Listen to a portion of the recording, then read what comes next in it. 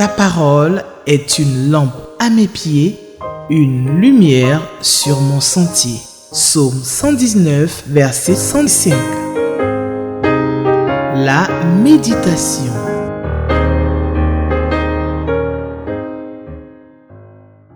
Shalom, shalom, chers frères et sœurs. Que le nom du Seigneur soit béni pour cette merveilleuse occasion qui nous donne encore de nous retrouver autour de sa parole sur Espérance TV, cette télévision bénie de Dieu, cet instrument puissant que le Seigneur nous donne, qui nous permet d'être connectés les uns avec les autres. Beaucoup d'entre vous, vous êtes très loin de la Côte d'Ivoire et vous êtes connectés constamment sur cette chaîne de télévision.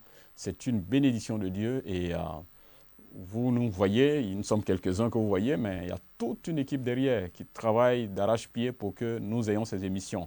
Et nous voulons continuer à bénir le Seigneur pour ce ministère, pour ce travail, pour la direction, pour tous ceux qui ont eu l'initiative de cette télévision qui est un instrument puissant entre les mains du Seigneur. Donc, de là où vous êtes, bénissez le Seigneur pour cette télévision, bénissez pour tous ceux qui y travaillent. Et elle va continuer à nous aider pour ce temps merveilleux de méditation de la parole. Et cette émission nous a été faite par la Ligue pour la lecture de la Bible, qui nous encourage quotidiennement à méditer la parole de Dieu.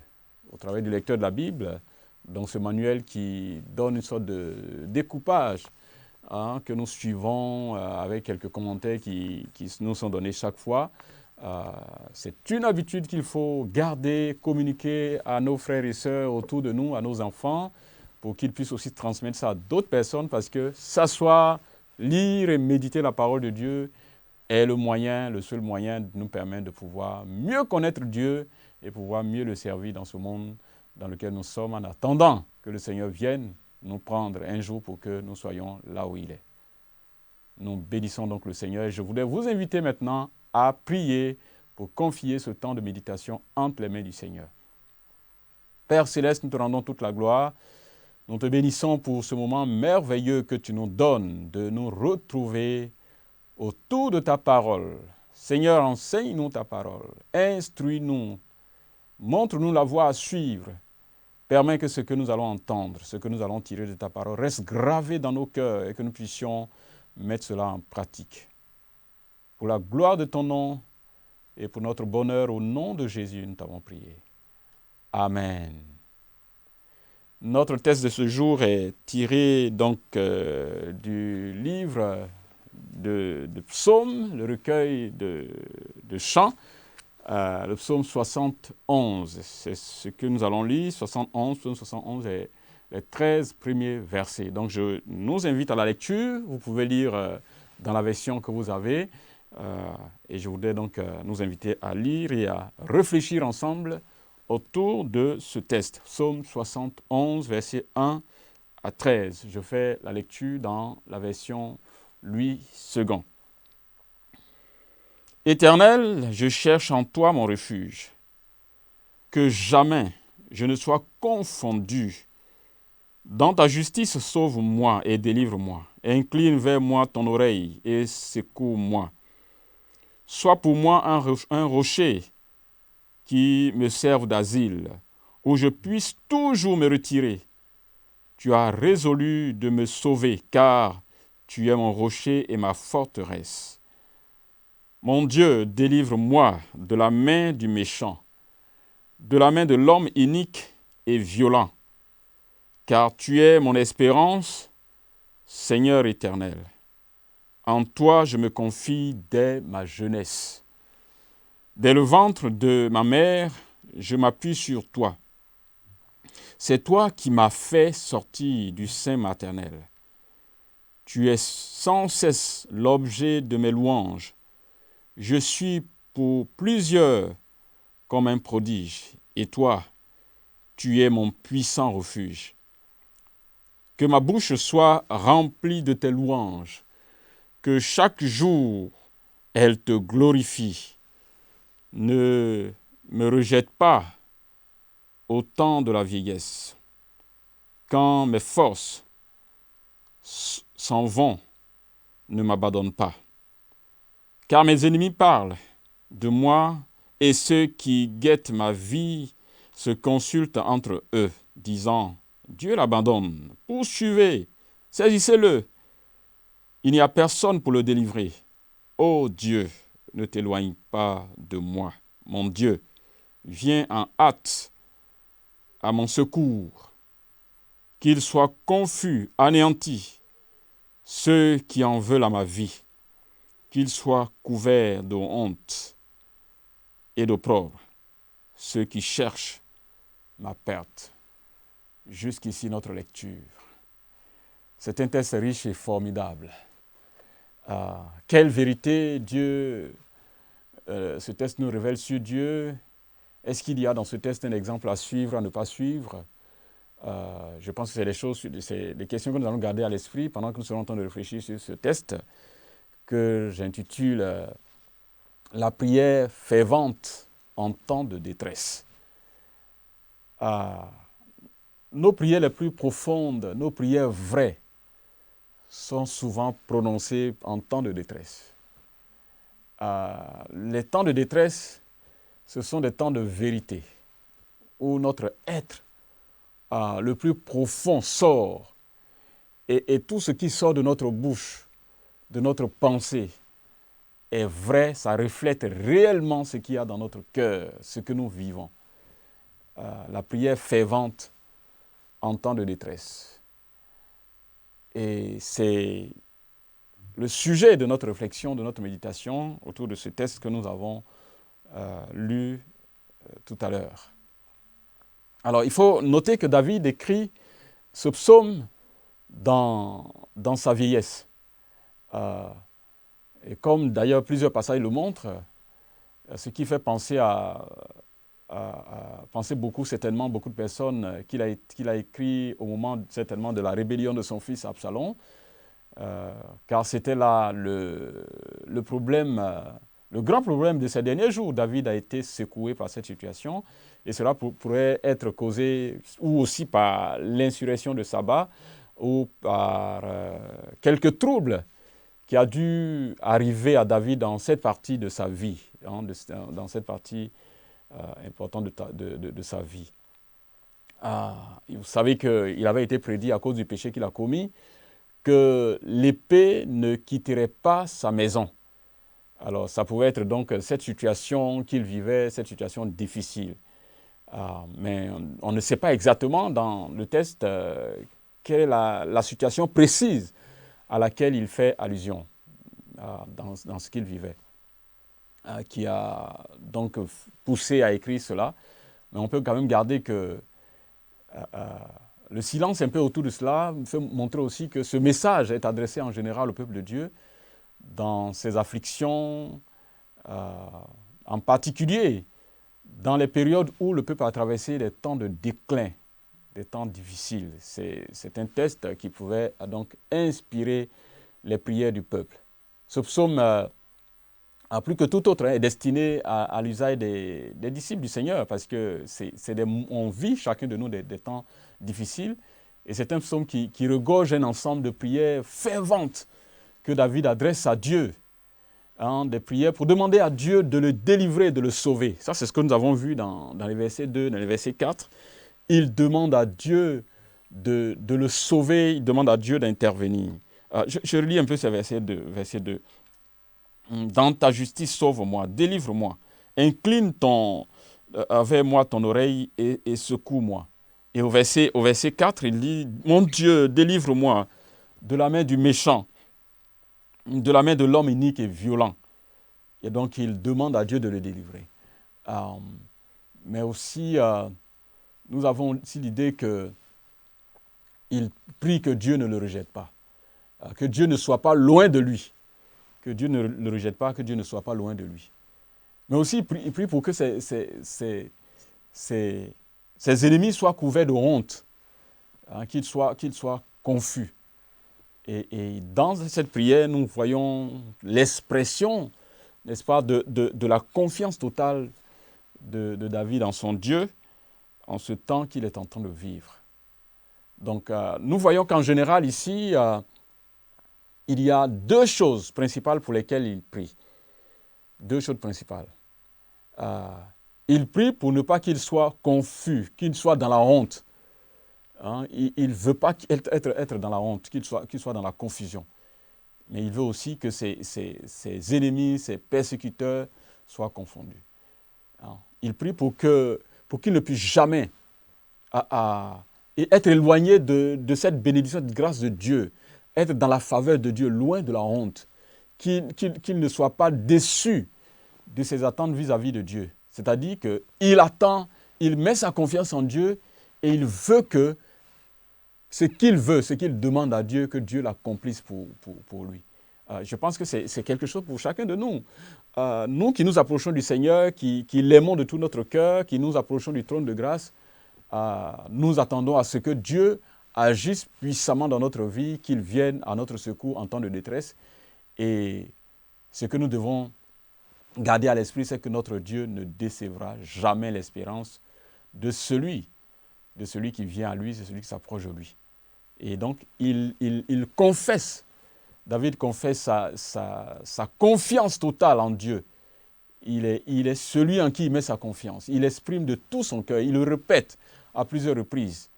Et il présente toujours que Dieu est celui en qui il met confiance. Ça, c'est quelque chose que nous devons garder à l'esprit. Il met sa confiance totale dans le Seigneur en ce temps de détresse.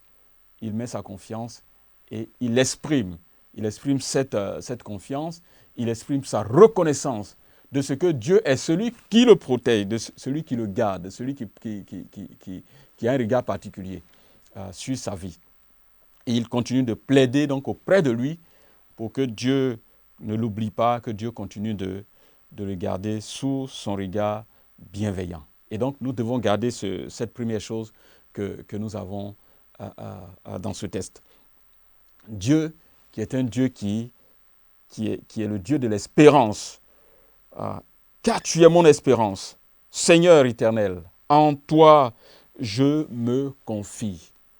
Donc, la première chose que nous avons dans ce texte est que David, dans sa détresse, exprime sa confiance totale en Dieu, en qui se trouve son refuge. C'est lui qui peut lui venir en aide. C'est en lui que se trouve sa protection. C'est en lui que se trouve sa paix. C'est en lui que se trouve toute sa grâce. Et il rappelle que depuis sa naissance, depuis qu'il était dans le ventre de sa mère, il a appris à s'appuyer sur le Seigneur. Formidable. Apprendre à s'appuyer sur le Seigneur, même dans le ventre de sa mère.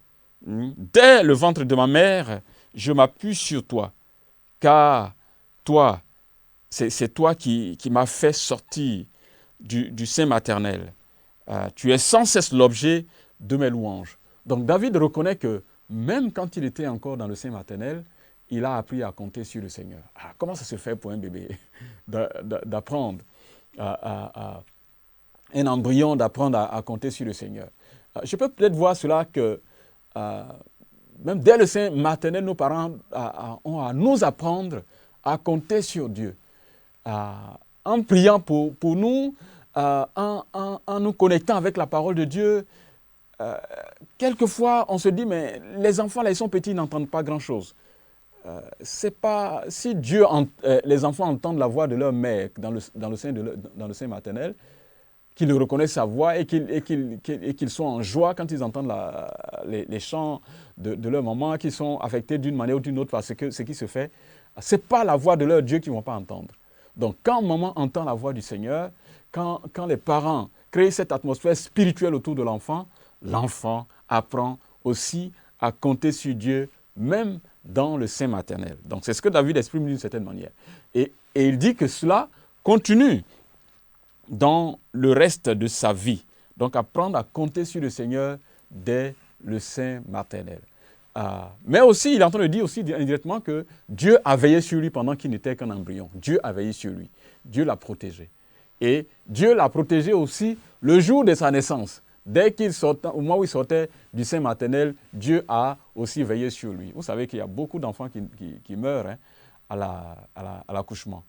Beaucoup d'enfants qui meurent et qui ne voient pas le jour véritablement. Donc, le fait de bénéficier de la grâce de Dieu pendant 9 mois dans le sein maternel et de pouvoir naître, être en vie, c'est aussi une grâce de Dieu. Mais David est en train de montrer que la protection de Dieu sur lui, la grâce de Dieu sur sa vie a commencé bien avant sa venue dans ce monde et Dieu continue d'être un refuge pour lui pendant qu'il est dans ce monde.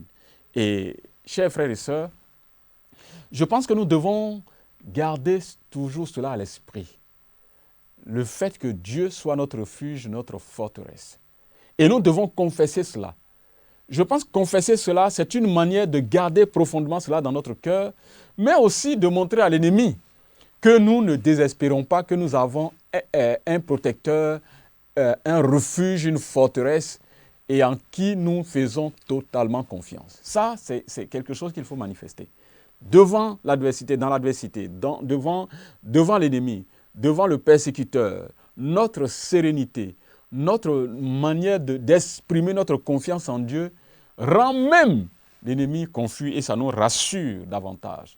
Ce ne sont pas juste des paroles que nous prononçons pour les prononcer, mais c'est de la vérité que notre Dieu est le vrai refuge, notre vrai protecteur. Donc, la première chose qu'il dit, c'est que Dieu vienne le sauver comme il a toujours fait, depuis sa naissance jusqu'à maintenant. La deuxième chose pour laquelle il prie pour que l'ennemi, les persécuteurs soient confus, qu'ils soient confus.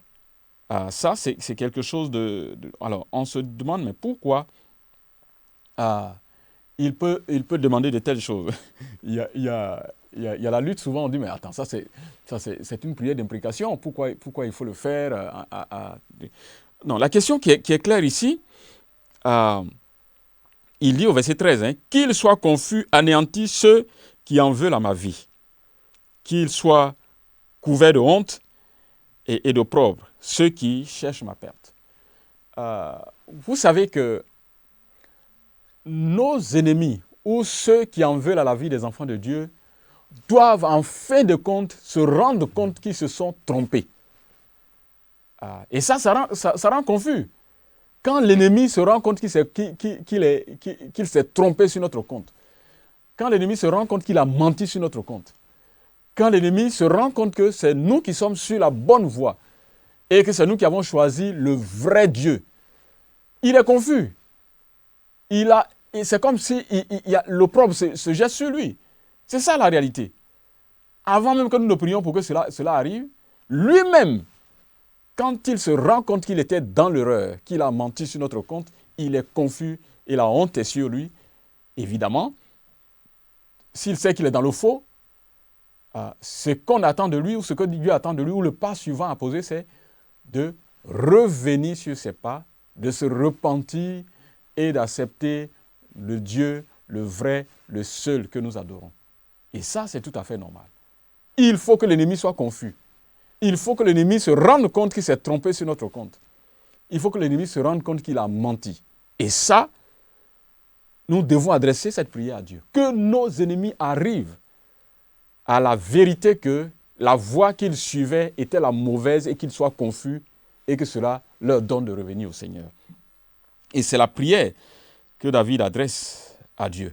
Évidemment, si un ennemi de l'Église ou des enfants de Dieu persévère dans sa voie et qu'il s'endurcit dans cette voie, il tombera sous le coup du jugement de Dieu. Et dans ce cas, c'est le pire et c'est la catastrophe. Et on ne souhaiterait pas justement que notre ennemi, tombe à ce niveau parce que nous voulons que l'ennemi soit sauvé, qu'il parvienne à la connaissance de la vérité comme la parole de Dieu le dit. Notre Dieu est la vraie forteresse.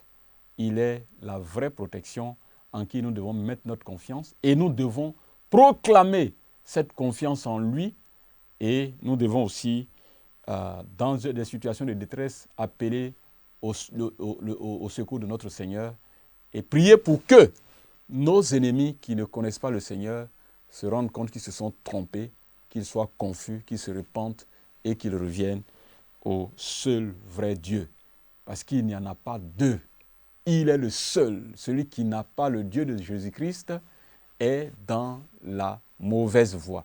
il est dans la voie de la malédiction, il est sur la voie de la perdition. Et nous devons prier pour que ses yeux s'ouvrent et qu'il s'en rende compte et qu'il revienne au Seigneur. David adresse cette prière fervente au Seigneur en affirmant sa confiance, en demandant à Dieu d'intervenir, mais aussi en priant pour que l'ennemi soit confus et qu'il revienne à la raison. C'est notre prière tous les jours, que Dieu nous aide à lui faire confiance et à lui faire confiance tous les jours de notre vie. Chers frères et sœurs, es-tu en train de traverser un temps difficile?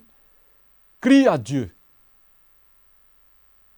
Ne t'éloigne pas de lui, mets ta confiance totalement en lui, mais prie pour que ceux qui en veulent à ta vie puissent voir la gloire de Dieu, qu'ils se repentent et qu'ils reviennent totalement au Seigneur. Parce qu'ils ont aussi besoin du Seigneur pour qu'ils ne meurent pas dans la misère et loin de Dieu définitivement.